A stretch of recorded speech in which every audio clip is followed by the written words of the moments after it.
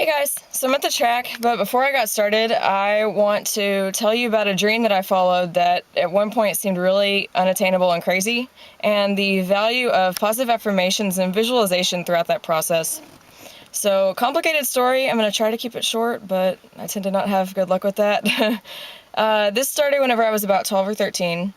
I was really into band at the time. I played clarinet very, very, very competitively, did well, and hoped to go pro in that. That was really what I was following. I was doing really well at auditions. I was principal of the youth orchestra, things like that. So, long story, I ended up getting burnt out, kind of overworked, I guess. And at the time, because I was young, being good at clarinet, being in band, all that was really woven into my identity in a way. And so as I was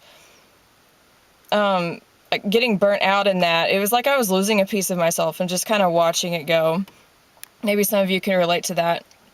So I was pretty upset over it. I prayed about it a lot, and a really interesting thing happened. Now, do know that back then I was not a singer at all, period. Like, you couldn't pay me to sing. No one had ever heard me sing. I don't do karaoke. Like, it just wasn't something I ever did or had interest in. Especially not choral singing or classical singing. None of that stuff. My TV happened to be on a channel that was airing a DVD by the Baylor School of Music at the time. It was a Christmas DVD. But as soon as that DVD came on and it was the Baylor Chamber Singers were singing, I was just glued to the TV. Something inside of me just lit up. It was a pretty cool experience. But yeah, from that moment on, something just clicked, and I very intensely wanted to learn how to sing and sing like them. I was just really inspired, and that was kind of like a really pivotal moment. So I talked to my mom later, and I was like, I think I want to join choir next year. And she was like, what? Partially because she knows when I set my mind to something, I'm all the way, and I commit a ton of my time to that. And because she was a little bit worried I'd embarrass myself. Because of that, I practiced in secrecy for 3 months. So I tried to cultivate my voice in a way that would get her approval to join, and I eventually did that. I dug up everything I could find on the Baylor Chamber Singers. I dug up some of their recordings, audition information, all of that sort of stuff. I was extremely driven about this goal and would even wake up at 5 a.m. Every morning I would practice. I dug up old recordings of the Baylor Chamber Singers, found out everything I could. They used to do this processional, and that was one of the coolest moments of their concerts, and that was a huge tradition. They did that for like 50 years. And I found a recording of that, and every single morning before school, I would sing with that recording and vividly visualize myself in that choir, in the Armstrong Browning Library, doing the processional. Every single morning for years. I also I bought the DVD that was on TV at the time, and I'd watch that just about every day. That might seem kind of weird, and I didn't even know at the time.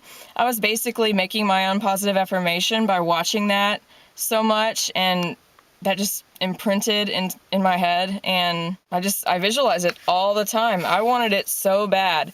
All through high school, that's all I wanted. Whenever I got to college, I really wanted to be in the Chamber Singers. That was my huge, huge, huge dream. So I was very determined to make this happen. I worked my butt off, got a good voice teacher, did well at auditions later on, ended up getting first at Region my senior year, and got into the Baylor School of Music as a voice major. So that was a huge checkpoint. I was like, okay, I'm at the college I want to go to that has the choir I want to be in. I still really had the goal of getting into Chamber Singers at some point. Auditioned for choirs, and I was put in women's choir my freshman year. That's the lowest choir, and I was really pretty distraught about that. So I was like, man, I was pretty bummed.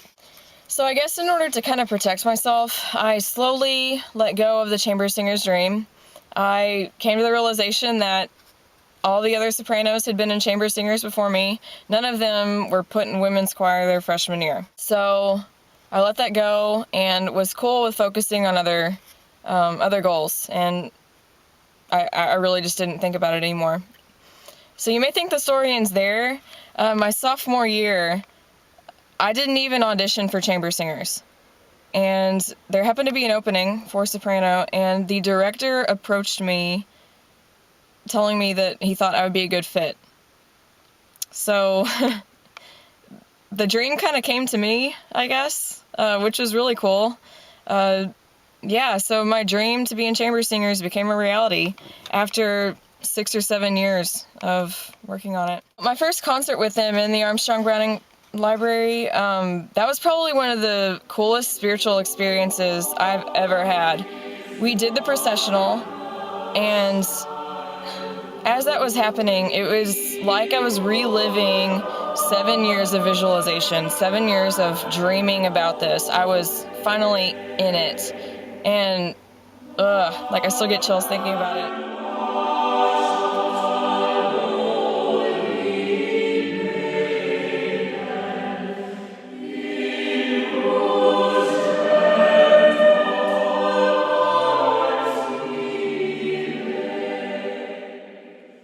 Yeah, that dream became reality pretty much exactly how I'd envisioned it all those years.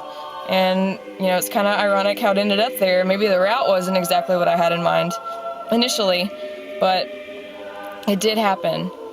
So I want to encourage you, if you have a dream that seems really out of reach, and maybe even people think you're crazy for thinking about the possibility of doing it, no matter how far you are away from that end goal, I encourage you to work on it and don't lose sight of why you want that in your life. Find someone or something that inspires you. Make some positive affirmations for yourself. Visualize it as vividly as you can. Do whatever you have to make that happen. But whenever it seems like it's not going to happen, whenever it seems like you're not going to be able to reach that goal, remember my story, how I was put in women's choir my first year, and then the next year was in Chamber Singers. Just think about that, okay? Because this could happen to you too. You could be at the bottom and then eventually, right around the corner even, end up accomplishing your dream. So do not give up. Do not listen to the voice inside your head that tells you you can't do it. Listen to the voice inside of you that says you can.